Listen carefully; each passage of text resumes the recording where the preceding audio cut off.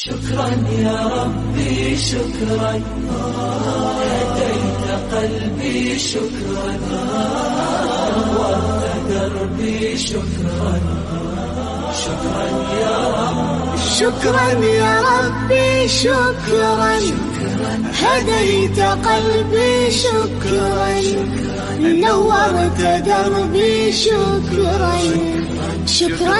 السلام عليكم ورحمة الله وبركاته. أعوذ بالله من الشيطان الرجيم. بسم الله الرحمن الرحيم. الحمد لله رب العالمين. اللهم صل على سيدنا محمد وعلى آل سيدنا مولانا محمد. رب اشرح لي صدري ويسر لي أمري واحلل عقدة من لساني يفقه قولي.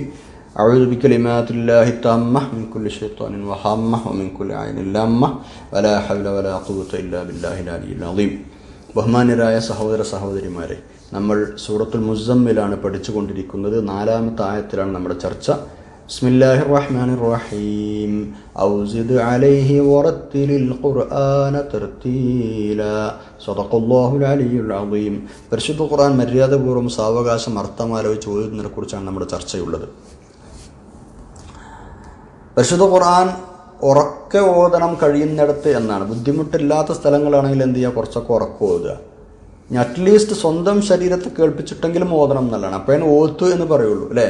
വെറുതെ ഇങ്ങനെ പേജ് ഇങ്ങനെ നോക്കിപ്പോയത് കൊണ്ട് ഓത്ത് എന്ന് പറയൂല്ല. അതിന് പേജ് നോക്കുക എന്നാ പറയാം. നമ്മുടെ ശരീരമെങ്കിലും കേൾക്കുന്ന രൂപത്തിൽ ഒരു ഓത്തുണ്ടാവണം. ഒന്നായിട്ട് ഉറക്കെ അല്ല അതിൻ്റെ അർത്ഥം. ശരീരം കേൾക്കുന്ന രൂപത്തിലെങ്കിലും മിനിമം വേണം. മറ്റാരുമില്ല, ആരും ഉറങ്ങണമെന്നില്ല, സൈഡിൽ ആരും നിസ്കരിക്കണമെന്നില്ല, ആർക്കും ബുദ്ധിമുട്ടൊന്നുമില്ല എങ്കിൽ കുറച്ചൊക്കെ സൗണ്ടിൽ ഓതുകയും ചെയ്യാം. വേറൊരാൾക്ക് പ്രയാസം ഉണ്ടാക്കാത്ത രൂപത്തിൽ ചെയ്യാം. അതേപോലെ തന്നെ വേറുള്ള ആളുകൾ ഞാൻ വലിയ ഓത്തുകാരനാന്ന് അറിയട്ടെ എന്ന് ചോദിച്ചാൽ ഉറക്കം ഓതുക, അത് പിന്നെ എന്തായാലും പാടില്ല, നമുക്കറിയാലോ, അല്ലേ? ഒരു മിതമായ ശബ്ദത്തിൽ എപ്പോഴും പരിശുദ്ധ ഖുർആൻ ഓതണം എന്നാണ്. അത് എന്താണ് പറയുക, ചുറ്റുമുള്ള ആ ഒരു ഖുർആനിൻ്റെ സൗണ്ട് ചുറ്റും പരക്കുക എന്നുള്ളത് തന്നെ ബർക്കത്തുള്ള സംഗതിയാണ്. അതുപോലെ തന്നെ നല്ല രീതിയിൽ ഓതുകയും ചെയ്യാം. കഴിവിൻ്റെ പരമാവധി രീതിയിൽ ഓതുക. എല്ലാവർക്കും ഇപ്പോൾ നല്ല ശൈലിയിൽ ഓതാൻ കഴിഞ്ഞോളണമെന്നൊന്നുമില്ല. പക്ഷെ ഓരോരുത്തർക്കും അവനവനെ കൊണ്ട് കഴിയുന്ന രൂപത്തിൽ നന്നാക്കാൻ ശ്രമിക്കണം എന്നാണ്. അത്തഗന്നി ബിൽ ഖുർആൻ. ഖുർആൻ കൊണ്ട് അതിൻ്റെ രാഗം, ആ ഖുർആനിൻ്റെ ആ ശൈലി ഉഷാറാക്കുക, അത് പ്രത്യേകം പ്രശംസനീയമായ അത് ചെയ്യേണ്ട ഒരു കാര്യമാണ്. നിങ്ങളുടെ ശബ്ദങ്ങളെ കൊണ്ട് നിങ്ങൾ ഖുർആനിനെ ഭംഗിയാക്കുക എന്ന് നബി സല്ലല്ലാഹു അലൈഹി വസല്ലം തങ്ങൾ പറഞ്ഞിട്ടുണ്ട്. അപ്പോൾ പരമാവധി ഇതിന് പരിധി വിടുകയും ചെയ്യരുത്. ആണുണ്ടല്ലോ, നീട്ടി മണിച്ച് അക്ഷരങ്ങളൊക്കെ ആകെ മാറ്റിമറിച്ച് നീട്ടേണ്ട അടുത്ത് നീട്ടി മണിക്കേണ്ട അടുത്ത് മണിച്ച് ഇങ്ങനെയൊക്കെ ചെയ്യുന്ന കുറേ ആളുകൾ വയതിന് വേണ്ടി, അതല്ലെങ്കിൽ ശൈലി ഒപ്പിക്കാൻ വേണ്ടി ഇങ്ങനെയൊക്കെ ചെയ്യുന്ന പല ആളുകൾ നമ്മൾ കാണാറുണ്ട്. അതൊന്നും പരിശുദ്ധ ഖുർആനോട് ചെയ്യാൻ പറ്റില്ല. അതേപോലെ ഓതുന്നതിൻ്റെ മറ്റൊരു മര്യാദയാണ്, ഓതുന്നതിനിടക്ക് ഉറക്കോ മടിയോ ഒക്കെ വരികയാണെങ്കിൽ പിന്നെ നിർത്തിയിട്ട് അത് കഴിഞ്ഞിട്ട് ഓതുക. മറ്റേത് ഒന്നും നടക്കില്ല, ഉറക്കം നടക്കില്ല, ഓത്തും നടക്കില്ല. എന്ന് മാത്രമല്ല, ചിലപ്പോൾ ഓതുന്നത് തെറ്റിപ്പോകാനും സാധ്യതയുണ്ട്. എന്തിനാണ് നമ്മൾ അങ്ങനെ ചെയ്യണത്, അല്ലേ? നല്ല ഉന്മേഷത്തോടു കൂടി പരിശുദ്ധ ഖുർആൻ ഓതാനിരിക്കുക. ഖുർആൻ ഓതി ക്ഷീണം വരികയാണെങ്കിൽ എന്ത് ചെയ്യുക, പിന്നെ ഉറങ്ങന്നെ. അപ്പോൾ ഉറക്കം ഒഴിവാക്കണം. അതിപ്പോൾ എപ്പോഴായാലും അങ്ങനെ തന്നെ അല്ലേ? ഡ്രൈവ് ചെയ്യുന്നതിൻ്റെ ഇടയിൽ ഉറക്കം വന്നാൽ ഉറങ്ങണം എന്നാണല്ലോ പറയാം. അത് അപകടം ഉണ്ടാവും എന്നത് പേടിച്ചിട്ടാണ്. അതേപോലെ തന്നെ ഇവിടെയും അല്ലാഹു തആല പറഞ്ഞത് നമ്മൾ മാറ്റി പറയുകയും ചെയ്യും ചിലപ്പോൾ. സുബ്ഹാനല്ലാഹ്, നമ്മളറിയായിട്ടാണ്, ഉറക്കത്തിലാണ്. നബി സല്ലല്ലാഹു അലൈഹി വസല്ലം പറഞ്ഞിട്ടുണ്ട് ആ വിഷയം. നമ്മൾ രാത്രി നിസ്കരിക്കാൻ എണീറ്റ് എന്നിട്ട് നിസ്കരിക്കാൻ നിന്ന് ഓത്ത് തുടങ്ങിയപ്പോൾ ഉറക്കം ഇങ്ങോട്ട് വന്നിട്ട് ഓത്ത് ശരിയാണില്ല, എന്തൊക്കെയോ മാറി മറിയാണ് ഓത്ത്. ഓൻ പറഞ്ഞത് എന്താണെന്ന് ഓനക്കണ്ട അറിയില്ല. എങ്കിൽ ഫലിയൽതജഅ, അങ്ങനത്തെ ആളെന്താക്കട്ടെ, കടന്നുറങ്ങട്ടെ എന്ന് നബി സല്ലല്ലാഹു അലൈഹി വസല്ലം പറഞ്ഞു. ഫലിയൽതജഅ. അപ്പോൾ ഉറക്കം വരാതെ നോക്കാൻ നമ്മൾ ശ്രമിക്കണം. ഉറക്കം വന്നിട്ടില്ല, ഞാൻ ഇനി ഉറങ്ങാൻ ആണല്ലേ, നമ്മളതിനുള്ള കാര്യങ്ങൾ നമ്മൾ ആദ്യം ചെയ്യണം. ഇൻഷാ അല്ലാഹ്. ഉറക്കം വരാത്തപ്പോൾ തന്നെ ചിലപ്പോഴൊക്കെ നമ്മൾ ഓതുമ്പോൾ തബാറക്ക യാസീൻ തബാറക്കൊക്കെ അങ്ങോട്ടും ഇങ്ങോട്ടൊക്കെ ആകാറുണ്ട്, അല്ലേ? ശ്രദ്ധക്കുറവ് തന്നെ കാരണം. ശ്രദ്ധിച്ചിട്ടില്ല? അവയക്കൂലമത്തെ ഹാദർവാദം കുത്തും സാധിക്കുന്ന എല്ലായിടത്ത് വേറെ എവിടെയെങ്കിലും ആലോചിച്ച് പോകാണെങ്കിൽ ചിലപ്പോൾ തബാറക്ക യാസീൻ തബാറക്കയാവും. ഇത് മാത്രമല്ല, വേറെ ഒരുപാട് സുഹൃത്തുക്കൾ അങ്ങനെ മാറിപ്പോവാറുണ്ട്. ശ്രദ്ധ കുറവാണ് കാരണം. നമ്മൾ വേറെ എവിടെയെങ്കിലും ആലോചിച്ചിട്ടൊക്കെ ഓതുന്നത് സുബ്ഹാനല്ലാഹ്. ഖുർആനോട് ചെയ്യുന്ന അവമര്യാദ അല്ലാഹു തആല പുറത്തു തരട്ടെ. ആമീൻ യാ റബ്ബൽ ആലമീൻ. അതേപോലെ പരിശുദ്ധ ഖുർആൻ നമ്മൾ മര്യാദപൂർവ്വം ഓതുക എന്നപ്പോൾ പറഞ്ഞല്ലോ, കുറച്ചൊക്കെ കാണാതെ പഠിക്കാൻ ശ്രമിക്കുക. ചില ഭാഗങ്ങളെങ്കിലും കാണാതെ പഠിക്കാൻ ശ്രമിക്കുക. പരിശുദ്ധ ഖുർആൻ ഹൃദയത്തിൽ ഇല്ലാത്ത ഒരവസ്ഥ ഉണ്ടാവരുത്. അത് ആ പഠിച്ചത് കീപ്പ് ചെയ്യാൻ വേണ്ടി ശ്രമിക്കുകയും ചെയ്യുക. മുഴുവൻ ഹിഫ്ലാക്കണം എന്നല്ല പറഞ്ഞത്, കഴിയുന്നത്ര ചെയ്യുക. എന്നിട്ടത് എന്താണ് പറയുക, ശീലിച്ചു കൊണ്ടേയിരിക്കുക, റിപ്പീറ്റ് ചെയ്തുകൊണ്ടേയിരിക്കുക. അത് പോകാതിരിക്കാൻ, മനസ്സിൽ നിന്ന് ഓടിപ്പോവാതിരിക്കാൻ. ഖുർആനിൽ നിന്ന് ഒന്നും മനസ്സിലില്ലാത്ത ആളുകൾ ശൂന്യമായ വീട് പോലെയാണ് എന്നാണ് ഹദീസിലുള്ളത്. ഖുർആനിൽ നിന്ന് ഒന്നും മനസ്സിലില്ലാത്ത ആൾക്കാരെ ശൂന്യമായ വീട് പോലെയാണ്. അപ്പോൾ എന്താക്കണ്ട, അങ്ങനെ ഒരു ഹൃദയം നമുക്ക് വേണ്ട. അല്ലാഹ്, ഖുർആനെ നമ്മൾ ബഹുമാനിക്കണം. ഈ ഓതിൻ്റെ ഇടക്കുണ്ടല്ലോ, ഓതിൻ്റെ ഇടക്ക് ഇങ്ങനെ കളിക്കാൻ പാടില്ല. ചിലപ്പോൾ ഇങ്ങനെ ഓതുന്നുണ്ടാവും, മുസല്ലേൻ്റെ ഒരു ഭാഗം കൊണ്ട് പിടിച്ച് ഇങ്ങനെ കളിക്കുന്നുണ്ടാവും, അല്ലെങ്കിൽ കയ്യിൽ സത്യവിമാരുണ്ടാവും ഇങ്ങനെ കളിക്കുന്നുണ്ടാവും, അല്ലെങ്കിൽ ഡ്രസ്സിൻ്റെ ഒരു ഭാഗം കൊണ്ട് മറ്റെന്തെങ്കിലും കൊണ്ട് ഇങ്ങനെ കളിക്കുക. അത് ചെയ്യാൻ പാടില്ല. അതേപോലെ തന്നെ ഖുർആൻ ഓതുന്നതിൻ്റെ ഇടയിൽ ഇപ്പോൾ വീട്ടിൽ കുട്ടികളോ മറ്റോ ഒക്കെ ഉണ്ടെങ്കിൽ അവരോട് ഇറക്കൊന്ന് വർത്താൻ പറയാം, പിന്നൊന്ന് ഖുർആൻ ഓതുക, പിന്നൊന്ന് വർത്താൻ പറയാം, പിന്നൊന്ന് ഖുർആൻ ഓതുക, അല്ലെങ്കിൽ ഓരോ കുറച്ച് നേരം നോക്കുക, അല്ലെങ്കിൽ അങ്ങോട്ടൊക്കെ. ഖുർആനിനെ ശ്രദ്ധ വിട്ട് മാറുന്ന പരിപാടികൾ പരമാവധി ഒഴിവാക്കുക. ഖുർആനോട് അപമര്യാദ എന്ന് പറയുന്നു. ഖുർആൻ തുറന്നാൽ പിന്നെ മാന്യ മര്യാദക്കും ഖുർആൻ ഓതുക. അതിൻ്റെ ഇടയിൽ പരിശുദ്ധ ഖുർആനിൻ്റെ മഹാത്മ്യത്വത്തോട് എതിരാകുന്ന, അല്ലെങ്കിൽ അതിനെ ബഹുമാനിക്കുന്നതിന് എതിരാകുന്ന ഒരു സംഗതിയും നമ്മൾ ചെയ്യാതിരിക്കുക.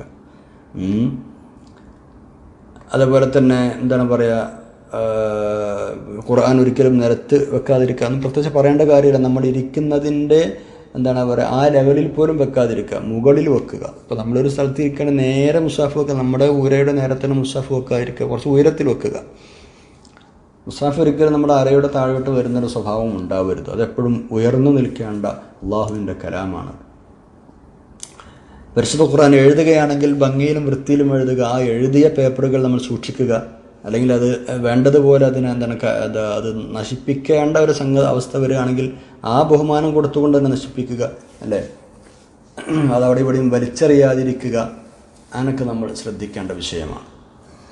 ഇങ്ങനെയൊക്കെ വറത്തിലുള്ള ഖുർആനെ തരത്തില ഇങ്ങനെ ശ്രദ്ധിച്ച് നല്ല മട്ടത്തിൽ പരിശുദ്ധ ഖുർആൻ പാരായണം ചെയ്യുന്ന ആളുകൾ അവരുടെ ഹൃദയങ്ങൾ സംസ്കൃതമാകും എന്നാണ്.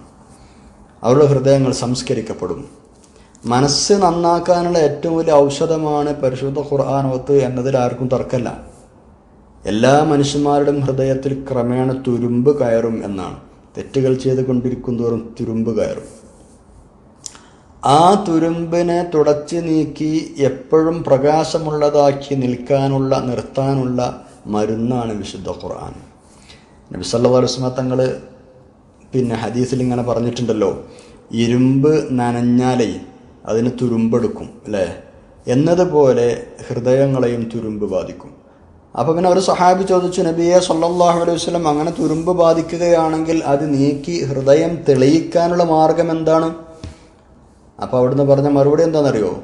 മരണത്തെക്കുറിച്ച് ധാരാളം ഓർക്കുക, പരിശുദ്ധ ഖുർആൻ പാരായണം ചെയ്യുക. ഈ രണ്ട് മാർഗങ്ങളാണ് ഹൃദയത്തിൻ്റെ തുരുമ്പ് നീക്കാനുള്ള മാർഗങ്ങളായി ഹബീബായ നബി സല്ലല്ലാഹു അലൈഹി വസല്ലം പറഞ്ഞത്. ഏതൊക്കെയാണ്? മരണസ്മരണ, അത് നന്നായി കൊണ്ട് നടക്കുക. ഞാൻ എപ്പോഴും മരിക്കാനുള്ള ആളാണ്, ഇതിന് തെറ്റുകൾ ചെയ്യില്ലല്ലോ. പരിശുദ്ധ ഖുർആൻ പാരായണം ചെയ്യുക. ഖുർആനിൻ്റെ ആ ബറക്കത്ത് കൊണ്ട് ഹൃദയം തെളിഞ്ഞു നിൽക്കുകയും ചെയ്യും. പരിശുദ്ധ ഖുർആൻ ഹൃദയത്തെ സ്വാധീനിക്കുന്നു എന്നത് ആ ഒരു സ്വാധീനം അപാരമാണെന്നാണ്. ഹൃദയത്തെ മാത്രമല്ല, നമ്മുടെ ശരീരത്തെയും അത് സ്വാധീനിക്കും. നമ്മുടെ ശരീരത്തിൻ്റെ സെല്ലുകളെ സ്വാധീനിക്കും. കാരണം നമ്മളെ പടച്ച റബ്ബിൻ്റെ കലാമാണതേ. അപ്പോൾ പിന്നെ ആ കലാമിന് നമ്മളെ ശരീരവുമായിട്ടൊരു അറ്റാച്ച്മെന്റ് ഉണ്ടാവില്ലേ? സുബ്ഹാനല്ലാഹ്. ഈ പരിശുദ്ധ ഖുർആൻ അവതരിച്ചത് ഒരു മലയുടെ മുകളിലായിരുന്നുവെങ്കിൽ ആ മല അള്ളാഹുവിനെ പേടിച്ചിട്ട് പൊട്ടിച്ചെതറുമായിരുന്നു എന്ന് ഖുർആനില്ലേ? അത്രയും പവിത്രമാണ്, അത്രയും ബഹുമാനമാണ്, അത്രയും ആദരവാണ് ഖുർആനിലുള്ളത്. അപ്പോൾ ആ ശരീരം, ആ പരിശുദ്ധ ഖുർആൻ നമ്മുടെ ശരീരത്തിൽ, അല്ലേ, അല്ലെങ്കിൽ നമ്മുടെ ഹൃദയത്തിൽ അതിന് സ്വാധീനം ഉണ്ടാക്കാൻ കഴിയുക എന്ന് പറഞ്ഞാൽ എത്ര വലിയ സ്വാധീനമായിരിക്കും ഉണ്ടാവുക. ഒരു മലയുടെ മുകളിലാണ് പൊട്ടിച്ചു തരുന്നത്. പിന്നെ നമ്മുടെ ശരീരത്തിന് എന്തായാലും യേശുലേ. ഇലാഹിയായ വചനങ്ങൾ കേൾക്കുമ്പോൾ മനുഷ്യൻ്റെ ഹൃദയം വിറകൊള്ളും എന്നും സൂറത്തുൽ അംഫാലിൽ ഉണ്ടല്ലോ, അല്ലേ? നമ്മളെപ്പോഴും ഓതുന്നതാണ് സൂറത്തുൽ ഹശ്റിലെ 21-ാമത്തെ ആയത്ത്. ബിസ്മില്ലാഹിർ റഹ്മാനിർ റഹീം. ലൗ അൻസൽനാ ഹാദൽ ഖുർആന അലാ ജബലിൻ ലറഅയ്തഹു ഖാശിഅൻ മുതസദ്ദിഅൻ മിൻ ഖശിയത്തില്ലാഹ്. ഈ ഖുർആനിനെ ഒരു പർവ്വതത്തിന് മുകളിലാണ് നാം ഇറക്കിയതെങ്കിൽ അത് പേടിച്ച് വിറച്ച് പൊട്ടിച്ചു തരുന്ന അങ്ങ് കാണുമായിരുന്നു. പേടിച്ച് വിറക്കുന്നത് അങ്ങേക്ക് കാണാമായിരുന്നു. കണ്ടോ? അപ്പോൾ പിന്നെ നമ്മുടെ ശരീരത്തിന് എന്തായാലും യൂസൂലേ? അല്ലേ? മുഅ്മിനീങ്ങളായ ആളുകൾ ഹൃദയം വിറക്കും എന്ന് പരിശുദ്ധ ഖുർആൻ സൂറത്തുൽ അൻഫാലിലുണ്ട്. ബിസ്മില്ലാഹിർ റഹ്മാനിർ റഹീം. ഇന്നമൽ മുഅ്മിനൂന അല്ലദീന ഇദാ ദുക്കിറല്ലാഹു വജിലത് ഖുലൂബുഹും വഇദാ തുലിയത് അലൈഹിം ആയാതുഹു സാദത്തുഹും ഈമാനൻ വഅലാ റബ്ബിഹിം യതവക്കലൂൻ. വജിലത് ഖുലൂബുഹും, ഹൃദയം വിറകൊള്ളും. ഖുർആന്റെ ആയത്തുകൾ കേട്ടാൽ വഇദാ തുലിയത് അലൈഹിം ആയാതുഹു സാദത്തുഹും ഈമാന, ഈമാൻ വർദ്ധിക്കുകയും ചെയ്യും. അല്ലാഹുവിനെ കുറിച്ച് പറഞ്ഞാൽ, അല്ലാഹുവിനെ കുറിച്ച് കേട്ടാൽ ഇദാ ദുക്കിറല്ലാഹു വജിലത് ഖുലൂബുഹും, അപ്പോൾ ഹൃദയം വിറകൊള്ളും. ഖുർആന്റെ ആയത്തുകൾ ഓതിയാലോ സാദത്തുഹും ഈമാന, അവർക്ക് ഈമാൻ വർദ്ധിക്കുകയും ചെയ്യും. അപ്പോൾ പരിശുദ്ധ ഖുർആൻ വലിയ ദിക്റാണല്ലോ. അപ്പോൾ ആ ദിക്റ് പറയപ്പെട്ടാൽ ഹൃദയങ്ങൾ വിറകൊള്ളും. അള്ളാഹുവിനെ പേടിക്കുന്നത് മൂലം മനുഷ്യന്മാരുടെ തൊലി വിറക്കുമെന്ന് സൂറത്തു സുമറിലുണ്ട്. ബിസ്മില്ലാഹിർ റഹ്മാനിർ റഹീം. അല്ലാഹു നസ്സല അഹ്സനൽ ഹദീസി കിതാബൻ മുതശാബിഹൻ മസാനിയ തഖ്ശഇറു മിൻഹു ജുലൂദുൽ ലദീന യഖ്ശൗന റബ്ബഹും. അള്ളാഹിനെ പേടിക്കുന്ന ആളുകളുടെ ജുലൂദ്, തൊലികൾ പരിശുദ്ധ ഖുർആൻ മൂലം വിറക്കും. കണ്ടില്ല? അപ്പം ഉള്ളും പുറവും ഖുർആൻ സ്വാധീനിക്കും എന്നാണ് പറഞ്ഞത്. ഉള്ളു സ്വാധീനിക്കും എന്നത് കൽബ് വിറക്കും എന്ന് നേരത്തെ പറഞ്ഞില്ലേ? പുറം സ്വാധീനിക്കും എന്ന് പറഞ്ഞാൽ ഇപ്പം നമ്മൾ തഖ്ശഇറു മിൻഹു ജുലൂദുൽ ലദീന എന്ന് പറഞ്ഞില്ലേ? അപ്പോൾ അത് തൊലി പുറത്തല്ലേ? അപ്പോൾ ഉള്ളും പുറവും പരിശുദ്ധ ഖുർആൻ സ്വാധീനിക്കും. നമ്മുടെ ശരീരത്തിൻ്റെ ഹൃദയവും അകവും പുറവും ശരീരവും ഒക്കെ പരിശുദ്ധ ഖുർആൻ സ്വാധീനിക്കും. അതാണ് നിരന്തരം ഓതണം എന്ന് പറയുന്നത്. ഇതുകൊണ്ടാണ് ഹൃദയ സംസ്കരണത്തിനും ശാരീരികമായ ചികിത്സക്കും പരിശുദ്ധ ഖുർആൻ മരുന്നായി ഉപയോഗിക്കുന്നു എന്ന് പറയുന്നത്. ഒരുപാട് ആളുകൾ ഇപ്പം ഇന്നത്തെ കാലത്ത് നിലവിലുള്ള ഒരു ചികിത്സാ രീതിയാണ് പരിശുദ്ധ ഖുർആൻ കൊണ്ട് ചികിത്സിക്കുക. ഖുർആൻ ഒന്നെങ്കിൽ ഉറക്കം വെച്ചു കൊടുക്കും, അത് കേട്ട് മാറുക, അസുഖം മാറുക. ഇതൊക്കെ നടന്നുകൊണ്ടിരിക്കുന്ന വിഷയങ്ങളാണ്. രണ്ട് തരം ചികിത്സകൾ നടക്കുന്നുണ്ട്. ശരീരത്തിൻ്റെ കോശങ്ങൾ, സെല്ലുകൾ പരിശുദ്ധ ഖുർആൻ ഓതുന്നത് കേൾക്കുമ്പോൾ പ്രത്യേക രീതിയിൽ പ്രതികരിക്കുന്നു, അങ്ങനെ ചികിത്സ വിജയിക്കുന്നു എന്നൊക്കെയാണ് കണ്ടെത്തിയിട്ടുള്ളത്. അപ്പോൾ ഇങ്ങനെയൊക്കെയാണ് പരിശുദ്ധ ഖുർആൻ ഓതുന്നതിൻ്റെ മര്യാദകൾ. വറത്തിലിൽ ഖുർആന തർത്തീല, ഈ ആയത്താണ് നമ്മൾ പഠിച്ചു വരുന്നത്. വളരെ മാന്യമായി മര്യാദകൾ പാലിച്ച് ഖുർആൻ ഓതാൻ നമ്മൾ ശ്രമിക്കണം എന്നതാണ് ഇത്രയും പറഞ്ഞതിൻ്റെ താല്പര്യം. ഹാവുലായിട്ട് ഓതരുത്. വേഗം കുറച്ച് ഞാൻ അതപ്പോൾ വരെ ഒരു പേജ് ഖുർആൻ ഓതിയിട്ടാണ് വരാം. ആ തിരക്കിട്ട് ഓതാൻ നിൽക്കണ്ട. ഖുർആൻ സമയമുണ്ടാക്കി മാനമര്യാദക്ക് ഇരുന്നിട്ട് റാഹത്തായിട്ട് ഓതുക, അങ്ങനെയാണ് ചെയ്യേണ്ടത്.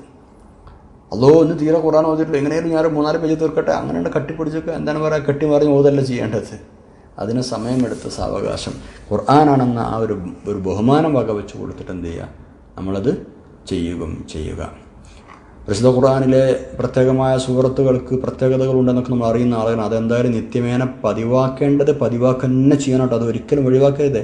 നമ്മളിതുവരെ ഓതി വരണം എന്ന് പറഞ്ഞത് ജുസുകൾ തീർക്കുന്ന, ഖത്മുകൾ തീർക്കുന്ന രൂപത്തിൽ അടയാളം വെച്ച് ഓതണം എന്നാണ് പറഞ്ഞത്. അതോടൊപ്പം തന്നെ നിരന്തരം നിത്യേന ചൊല്ലേണ്ട സൂറത്തുകൾ അത് ഒരിക്കലും ഒഴിവാക്കുകയും ചെയ്യരുത്. അല്ലെ, ഒരുപാട് സൂറകളുണ്ട്, അങ്ങനെ സൂറത്തുകളുണ്ട്, ആയത്തുകളുണ്ട്. അത് ചുരുക്കി നമുക്കൊന്ന് ഓടിച്ചു പോവാം. ഒരിക്കലും നമ്മൾ എന്താക്കരുത്, ഒഴിവാക്കാതിരിക്കണം എന്നുള്ള നിലക്കാണ് ഞാനത് പറയുന്നത്. നബി സല്ലല്ലാഹു അലൈഹി വസല്ലം തങ്ങൾ അത്തരം സൂറത്തുകളോ ആയത്തുകളോ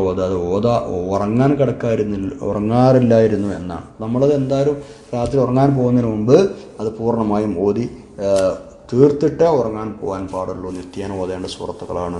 ഒരുപാട് നേട്ടങ്ങൾ, ദുന്യവിയ ഉഖ്റവിയ നേട്ടങ്ങൾ അതുകൊണ്ട് ഉണ്ടാവുമെന്നത് അവിതർക്കിതവുമാണ്. ഇൻഷാ അല്ലാഹ് നമുക്ക് അടുത്ത ക്ലാസ്സിൽ പറയാം.